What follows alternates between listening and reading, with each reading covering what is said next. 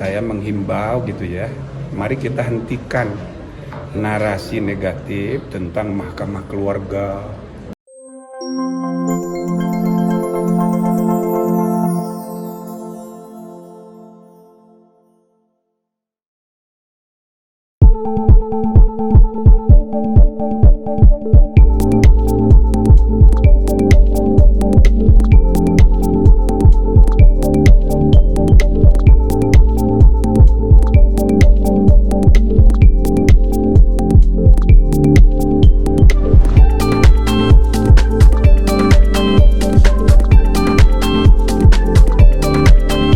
Saya ikut bersyukur hari ini sudah ada pengucapan sumpah Majelis Kehormatan MK yang baru, yang permanen. Yang kemarin kan ad hoc yang saya pimpin. Dan sebagai mantan ketua MK pertama, saya bersyukur bahwa yang dipilih menjadi anggota MK ini orang yang sangat tepat bertiga ini.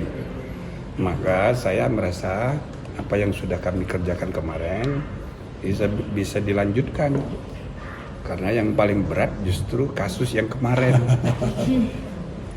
Sebulan lagi kita mau pemilu, maka kita punya keyakinan pertama dengan kepemimpinan Pak Hartoyo dan Pak Saldi, lalu bertujuh anggota yang lainnya itu yang saya lihat sudah ada konsolidasi internal. Maka bersembilan seluruhnya, saya sebagai orang luar gitu ya, mantan ketua MK, punya optimisme bahwa MK akan kembali dipercaya. Nah gitu.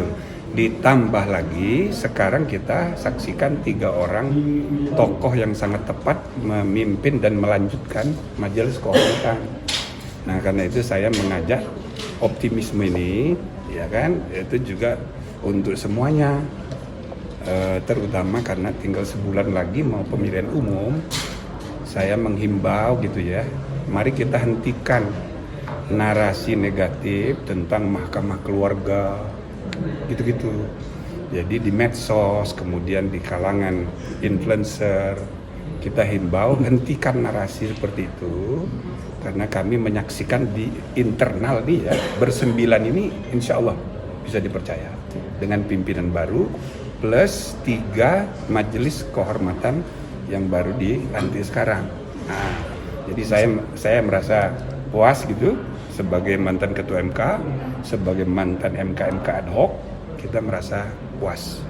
Nah, karena itu sekali lagi ya, saya mengajak semua kalangan masyarakat fokus perhatian untuk menyukseskan pemilu 2024, Februari 2024, yang sesudahnya pasti akan banyak perkara PHPU. Jadi bayangkan kalau MK tidak bisa dipercaya. Jadi kita berharap bahwa demokrasi elektoral bangsa kita 2024 itu jangan sampai tidak dipercaya. Jadi menurut kesaksian saya, kesaksian kami, insya Allah ini lembaga kembali bisa dipercaya.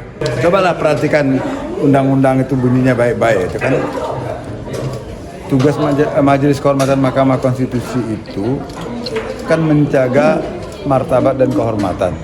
Dan menjaga martabat dan kehormatan itu isinya bukan cuma mengawasi, tapi memang seperti yang disampaikan Pak Ketua tadi.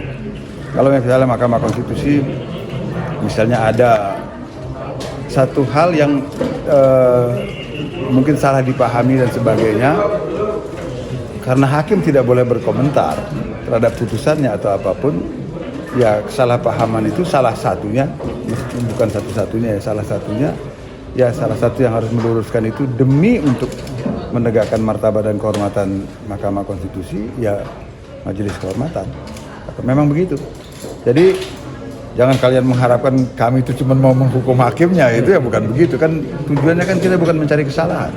Tujuan kita itu adalah sebagaimana perintah undang-undang adalah untuk menegakkan martabat dan kehormatan Mahkamah Konstitusi dan para hakim.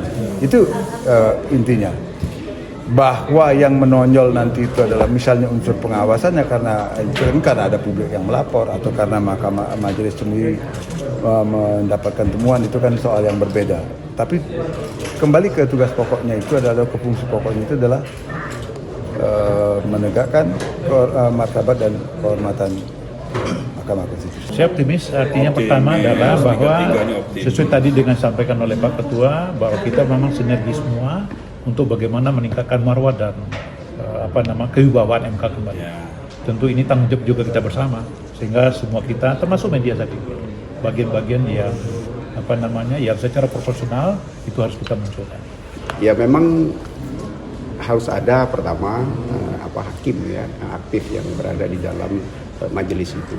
Nah, sehingga kemudian juga mengapa terpilih, yaitu karena memang hasil dari rapat musyawarah hakim yang kemudian memilih 3 nama, dan itu dilakukan untuk MK selama 1 tahun. Nah, saya kira memang kembali bahwa kita ingin memenuhi pertama ya harapan Mahkamah Konstitusi sendiri, supaya kita bisa setidak-tidaknya mulai lambat mungkin cepat tapi pasti kita mengembalikan kepercayaan publik terhadap Mahkamah Konstitusi. Kita sebenarnya berharap tidak banyak persoalan-persoalan yang harus dikerjakan oleh MK dengan pemeriksaan. Apalagi memang saya yakin betul bahwa media publik itu menyayangi Mahkamah Konstitusi, sehingga begitu perhatiannya terhadap Mahkamah Konstitusi, kita berharap bahwa kita bukan saja akan memberikan informasi mengenai persidangan Mahkamah MK, tapi juga kita akan menyampaikan ini kepada publik, bahwa publik tentunya besar harapan terhadap Mahkamah Konstitusi dan juga kepada MK untuk dapat mengembalikan kepercayaan publik terhadap Mahkamah Konstitusi dan khususnya terhadap person atau siapapun itu yang dilakukan pemeriksaan terhadap diri.